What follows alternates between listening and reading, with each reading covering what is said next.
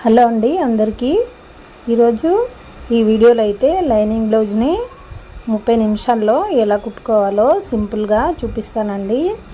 అలాగే నా ఛానల్ని మీరు ఫస్ట్ టైం చూస్తే కనుక తప్పకుండా సబ్స్క్రైబ్ అయితే చేసుకోండి.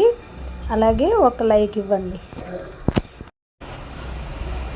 ఇప్పుడైతే స్టిచ్చింగ్ చూసేద్దామండి. నేనైతే ఈ లైనింగ్ ఉంది కదా, లైనింగ్ని మెయిన్ పీస్ని ఇలాగా గమ్ పెట్టి అతికించుకున్నానండి.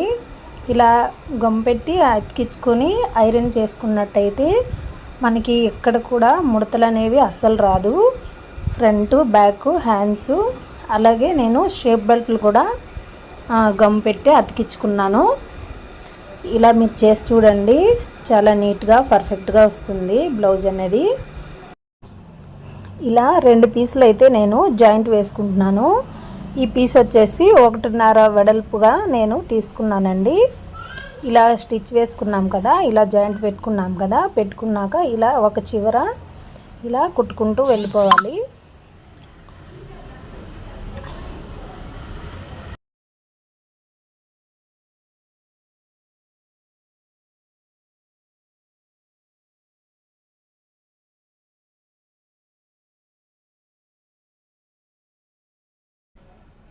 ఇలా ఒక చివర కుట్టుకున్నాక మనము ఎంతైతే ఖర్చు కోసం అయితే వదిలామో, అంటే ఒక 1/2 ఇంచు వెనకాల చూడండి మార్కింగ్ కనిపిస్తుంది కదా, అలాగే ఇక్కడ కూడా ఒక 1/2 ఇంచు అలాగా పైనుంచి ఇలాగా స్టిచ్ వేసుకుంటూ వెళ్ళిపోవాలి.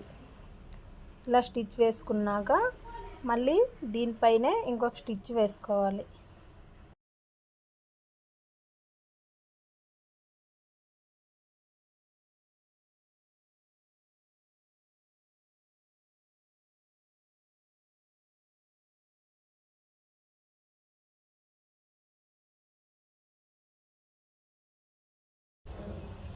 ఇప్పుడు దీనిపైనే ఇంకొక స్టిచ్ అనేది వేసుకోవాలండి. ఇది ఎందుకంటే హెమ్మింగ్ పట్టి అన్నమాట.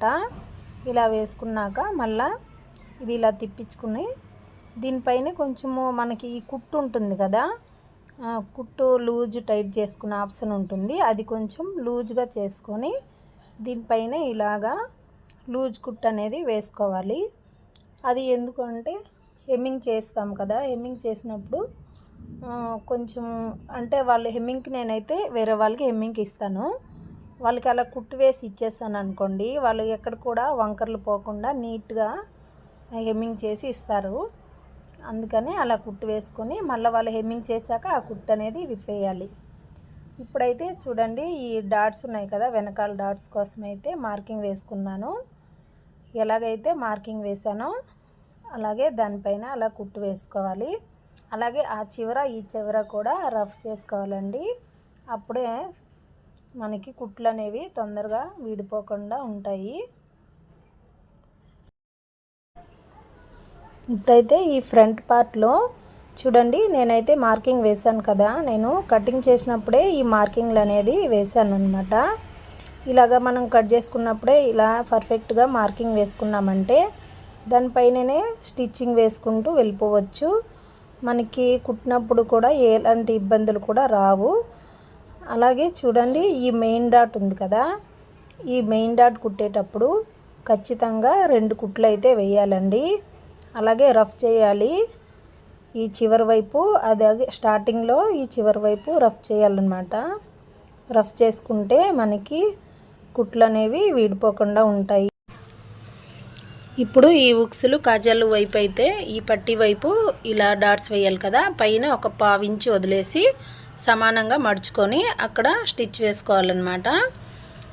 యువతల వైపు కూడా సేమ్ అలాగే కుట్టు వేసుకోవాలి.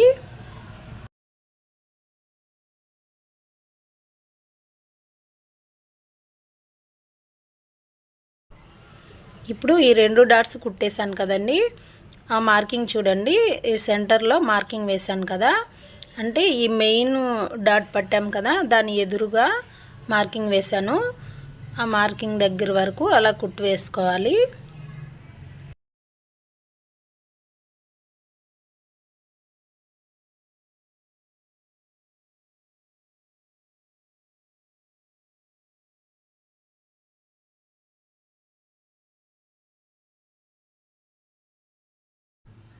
ఇప్పుడైతే డాట్స్ పెట్టేసాం కదండి. ఇప్పుడు చూడండి, ఈ ఫ్రంట్ షేప్ అనేది ఇలాగా ఉండాలన్నమాట. మనం కుట్టాక మనకి తెలిసిపోతుంది.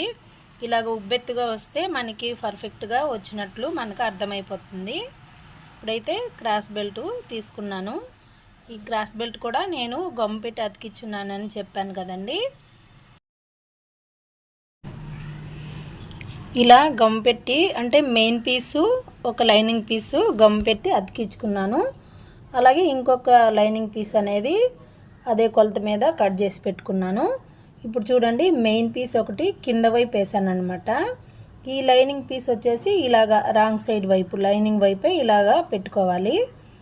ఇదంటే మనకి ఖర్చులు కనబడకుండా క్రాస్ బెల్ట్ ఇలా కుట్టుకోవాలండి. ఇలా కుట్టుకుంటే పీసులు అనేవి మనకి బయటికి ఏమీ కనిపించకుండా నీట్గా ఉంటాయి. ఇప్పుడు ఈ డాట్స్ చూడండి, ఈ డాట్స్ వచ్చేసి మన వైపుకే తిప్పించుకోవాలి. ఇలా మనం ఎంతైతే ఖర్చుల కోసం వదిలామో అంతే మార్జిన్తో కుట్టుకుంటూ వచ్చేయాలి.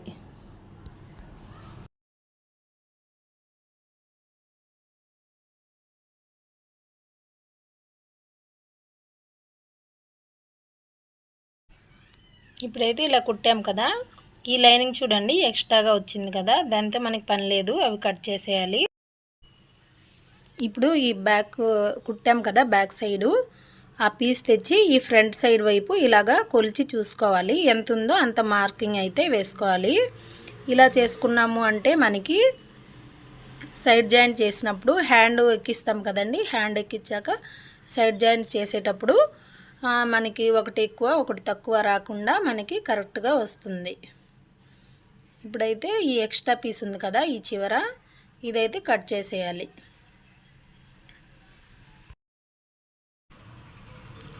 ఇది ఇప్పుడు ఇలా ఓపెన్ చేసుకోవాలి. అటుపక్క ఒక క్లాత్ ఇటుపక్క క్లాత్ని ఇలా ఓపెన్ చేసుకొని ఇలా మధ్యలోకి ఈ పీస్ మొత్తం ఇలా మధ్యలో పెట్టుకోవాలి. ఈ మధ్యలో వేసుకొని ఇక్కడ చూడండి, మనకి 1/2 ఇంచు ఖర్చుల కోసం వదిలాం కదా, అదే 1/2 ఇంచుతో మనమైతే ఇలా కుట్టుకుంటూ వచ్చేయాలన్నమాట.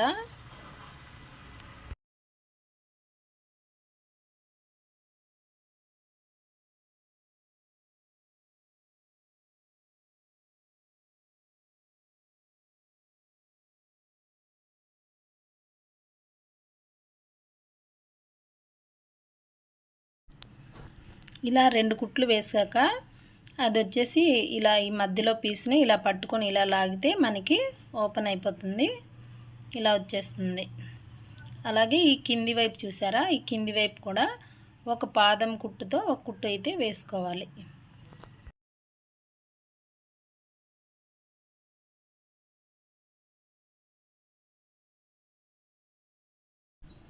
మనకి ఈ బ్యాక్ సైడ్ అంటే చూడండి ఎంత నీట్గా వచ్చేసిందో, ఖర్చులు ఏమీ కనబడకుండా. ఇలా మీరు కూడా కుట్టండి, చాలా నీట్గా వచ్చేస్తుంది. అలాగే రెండో వైపు కూడా సేమ్ అలానే కుట్టేశానండి.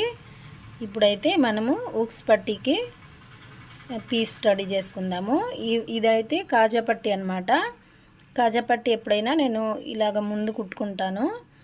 ఒక 1/2 ఇంచు ఖర్చుతో ఇలా కుట్టుకోవాలి. అలాగే ఈ ఉక్స్ పట్టీ ఉంది కదండి, ఉక్స్ పట్టీ అయితే 1.5 ఇంచు క్లాత్ ఇలాగా రెండుగా ఇలా మడుచుకొని ఇలా దీనిపైన పెట్టుకుంటూ ఇలా కుట్టేసుకోవాలి.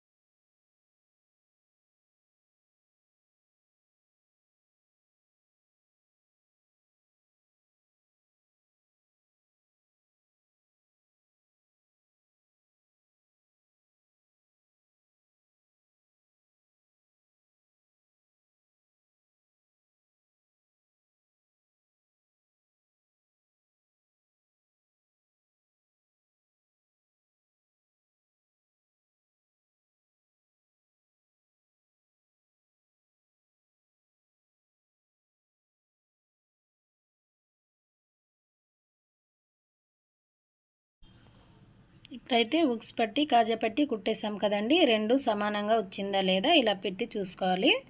చూడండి పైన కొంచెం ఎక్కువ వచ్చింది, అదైతే నేను కట్ చేసేసాను. ఇప్పుడు ఈ బ్యాక్ పార్ట్ తీసుకొని ఈ ఫ్రంట్ అయితే ఇలా పెట్టి ఇలా జాయింట్ వేసుకోవాలి. రెండు వైపులు కూడా ఇలాగా జాయింట్ వేసుకోవాలి. ఈ జాయింట్ వేసినప్పుడు మనము ఇక్కడ కొంచెం క్రాస్గా పట్టేసుకుంటే మనకి షోల్డర్లు జారిపోకుండా ఉంటాయి. ఇప్పుడైతే షోల్డర్ జాయింట్ చేసుకున్నా కదా, ఇప్పుడు ఈ 4 పీసులు అంటే ఫ్రంట్ బ్యాక్ రెండు కూడా ఇలాగ ఈ 4 పీసులు కూడా ఇలాగా ఒకటిగా వేసుకొని ఎక్కడ ఎక్కువ తక్కువలు ఉన్నాయో చంక దగ్గర ఇలా చూసుకోవాలి. చూడండి ఎక్కువ లేదు కానీ ఒక పావించి కంటే తక్కువే ఈ ఫ్రంట్ వైపు అనేది ఎక్కువ వచ్చింది. అది ఇలాగా సమానంగా కట్ చేసుకుంటూ దాంట్లో కలిపేయాలన్నమాట. ఈ పావించి కట్ చేసాం కదా, అలాగే పై వరకు అలా కట్ చేయకూడదు. ఎక్కడైతే ఎక్కువ వచ్చిందో ఆ పీస్ వరకే కట్ చేయాలి. ఇప్పుడు చూడండి హ్యాండ్ నేను రెడీ చేసి పెట్టుకున్నాను ముందే. చీరలో పీసే వాళ్ళు పైపింగ్ వేయమని చెప్పారు. స్ట్రైట్ పీసే అనమాట నేను పైపింగ్ వేశాను. చీరలో అంటే హ్యాండ్స్కి మాత్రమే కాదండి, నేను బ్లౌజ్లో బ్యాక్ సైడ్ కూడా స్ట్రైట్ పీస్తోనే నేను పైపింగ్ అనేది వేశానండి. ఇదంతా చూపిస్తే ఇప్పుడు లెంత్ ఎక్కువైపోతుంది వీడియోలో, అందుకని ఈ స్ట్రైట్ పీస్తో ఎలా అయితే మనము నీట్గా పైపింగ్ వేసుకోవాలనేది నేను ఇంకొక వీడియో పెడతాను. దాంట్లో అయితే చూడండి ఎక్కడ కూడా చూడండి పీసులు ఏమీ బయటికి కనిపించట్లేదు, అసలు నీట్గా వచ్చేస్తుంది. స్ట్రైట్ పీస్తో కూడా మనము నీట్గా పైపింగ్ అనేది వేసుకోవచ్చు. ఇప్పుడైతే హ్యాండ్ జాయింట్ చేసేటప్పుడు ఈ సెంటర్ నుంచి ఇలాగా జాయింట్ చేసుకోవాలండి. అలాగే కింద పీస్ని కానీ హ్యాండ్ పీస్ని కానీ అస్సలు లాగకూడదు. ఇలా కొంచెం కొంచెం అంటే మనం ఫాస్ట్గా కుట్టేయకూడదు అనమాట. హ్యాండ్ ఎక్కించేటప్పుడు బాడీ పీస్ని కానీ హ్యాండ్ పీస్ని కానీ అస్సలు లాగకూడదు. అలా లాగినప్పుడే మనకి చంక దగ్గర కానీ ఎక్కడ కానీ లాగినట్టుగా ఇంకా పట్టేసినట్టుగా అలాగొస్తుంది. ఇలా మనము మెల్లిమెల్లిగా ఇలాగా అంటే 1 ఇంచ్కి ఇలాగా మెల్లిగా ఇలా చూసుకుంటూ ఇలా కుట్టుకోవాలండి. హ్యాండ్ దగ్గర అయితే ఈ జాగ్రత్తలు తీసుకుంటే మనకి హ్యాండ్ దగ్గర ముడతలు కానీ లేదంటే ఇలా లాగేసినట్టుగా పట్టేసినట్టుగా అసలు ఏమీ రాదు. అలాగే అండి ఈ బ్లౌజ్ కటింగ్ వీడియో కూడా నేను పెట్టాను, నా ఛానల్లో అయితే ఉంది, చూడండి. మీరు అందరూ చూస్తున్నారు కానీ లైక్ అయితే చేయట్లేదు అండి, చెయ్యండి ప్లీజ్ అండి. అలాగే తప్పకుండా మర్చిపోకుండా సబ్స్క్రైబ్ కూడా చేసుకోండి. ఇప్పుడు ఒకవైపు హ్యాండ్ జాయింట్ చేసాం కదా, అలాగే ఇంకొక వైపు కూడా హ్యాండ్ జాయింట్ చేసేసుకున్నానండి. ఇప్పుడు చూడండి మనకి నడుము లూజ్ ఎంత పెట్టాము, ఇది మొత్తం వచ్చేసి 27 ఇంచులు నడుము లూజు. అంటే 2 ఇంచులు ఖర్చుల కోసం పెట్టాం కదా, 2 ఇంచులే ఇలాగా లాక్ వేసుకోవాలన్నమాట. ఈ చివర్లో ఇలాగా కుట్టు వేసుకోవాలి. అలాగే ఇంకొక వైపు కూడా అదే 2 ఇంచుల్ని కుట్టు వేసుకోవాలి. చూడండి ఇలా కుట్టు వేసుకున్నాక నేను ఎందుకు ఇలా కుట్టు వేసుకుంటున్నాను అంటే మీకు అర్థమయ్యేలా చెప్తాను. చూడండి ఇలా కుట్టు వేసుకున్నాం కదా, ఇలా కుట్టు వేసుకుంటే ఇప్పుడు నడుము లూజ్ ఎంత ఉందో మనమైతే టేప్తో ఇలా కొలుచుకోవాలన్నమాట.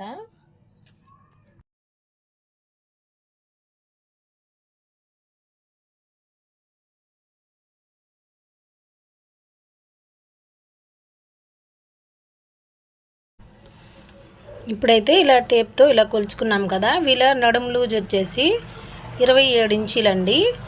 27 ఇంచులు అంటే 26.5 వచ్చింది. అంటే ఒక ½ ఇంచు నేను ఎక్కువ పట్టాను, ఎందుకంటే వాళ్ళు కొంచెం లూజ్ ఉందన్నారు. అలాగా మనం నడుము లూజ్ చూసుకున్నాం కదా. ఇప్పుడు ఈ చివర లాక్ వేసుకున్నాం కదా, ఇలా వేసుకుంటే కనుక మీకు పైనుంచి కుట్టు వేసుకునేదానికి చాలా ఈజీగా వస్తుంది. కొత్తగా నేర్చుకునే వారికి అయితే ఈ పద్ధతిలో కుడితే చాలా ఈజీగా వేసుకుంటారు, స్ట్రైట్గా వచ్చేస్తుంది అన్నమాట. మాకు స్ట్రైట్గా రావట్లేదండి, క్రాస్ వస్తుంది అంటారు చాలామంది, అలాగైతే రాదు. ఇప్పుడైతే చూడండి ఈ హ్యాండ్ లూజ్ ఎంత ఉందో ఇక్కడ ఇలా మార్కింగ్ వేసుకొని ఇక్కడ ఈ చంక దగ్గర అయితే నేను ఇలా సరి చేసుకుంటున్నాను. ఎందుకంటే ఇక్కడే మనకి ఎక్కువ తక్కువ వచ్చేసింది అనుకోండి, మనకి ప్లస్ సింబల్ అనేది రాదు. ఇక్కడ కూడా ఈ పైన మెయిన్ అండి, మనం కుట్టు వేసాం కదా, ఆ కుట్టుకి ఇలా మధ్యలోకి పట్టుకొని ఇక్కడ హెచ్చు తక్కువలు ఉన్నాయా లేదా చూసుకోవాలి. చంక దగ్గర చూడండి, ఆ మార్కింగ్ పైనుంచే నేనైతే స్టిచ్ అయితే వేసుకున్నాను. ఈ కింద మనం ముందే కుట్టేసాం కదా, దానిపైననే ఇలా కుట్టు వేసుకున్నాను. ఇప్పుడైతే ఒక 1/2 ఇంచు మార్జిన్తో ఒక 3 కుట్లు అయితే వేసుకుంటాను. తర్వాత ఇంకా 4వ కుట్టు కొంచెం లాస్ట్లో వేసుకుంటాను. నేనైతే ప్రతి బ్లౌజ్కి కూడా స్టిచ్చింగ్ అనేది ఇలానే వేస్తానండి. ఈ 3 కుట్లు అయితే ఇలా పక్కనే ఒక 1/2 ఇంచు మార్జిన్తో వేసుకుంటాను. చూడండి 3 కుట్లు వేసాను కదా, ఇప్పుడు లాస్ట్ ఈ చివర కొంచెం గ్యాప్ అంటే ఒక 1/2 ఇంచు గ్యాప్తో ఇలాగ స్టిచ్ వేసుకుంటాను అన్నమాట. ఇలా వేసుకుంటే మనకి నీట్గా వస్తుంది. చూడండి ఎంత స్ట్రైట్గా వచ్చింది కదా కుట్లు. ఇలాగా ప్రతి బ్లౌజ్కి కూడా మీరు అంటే 3 కుట్టు వేసారా, అలాగే 3 వేయండి, 4 వేస్తే 4 వేయండి. మీ స్టైల్లో ఎలా వేస్తే అలా వేసుకోండి. చూడండి నేనైతే కుట్టేటప్పుడు నేను ఆల్తీ బ్లౌజ్లోంచి నేను కొలత అసలు చూసుకోలేదు చంక దగ్గర. అయినా సరే మార్కింగ్ పైననే కుట్టేసినా కూడా నాకు కొలత బ్లౌజ్లోంచి మార్కింగు నేను కుట్టిన మార్కింగ్ ఒకేలాగా వచ్చిందనమాట. ప్లస్ సింబల్ కూడా వచ్చింది. అంటే చంక దగ్గర ఎక్కువ తక్కువలు అస్సలే రాలేదు. ఇలా మీరు ఈ మెథడ్లో కటింగ్ చేసి కుట్టినట్లయితే మీకు పర్ఫెక్ట్గా వచ్చేస్తుందండి బ్లౌజ్ కటింగ్ అనేది. ఇంకొక వైపు కూడా నేను సేమ్ అలాగే కుట్టుకున్నాను. ఈ కటింగ్ వీడియో నా ఛానల్లో ఉందండి, తప్పకుండా చూడండి. అలాగే లైక్ అయితే చేయండి ఫ్రెండ్స్, మర్చిపోకుండా సబ్స్క్రైబ్ చేయండి. అలాగే ఎవరికైనా మీ ఫ్రెండ్స్కి ఎవరికైనా ఉపయోగపడుతుంది అనుకుంటే షేర్ చేయండి.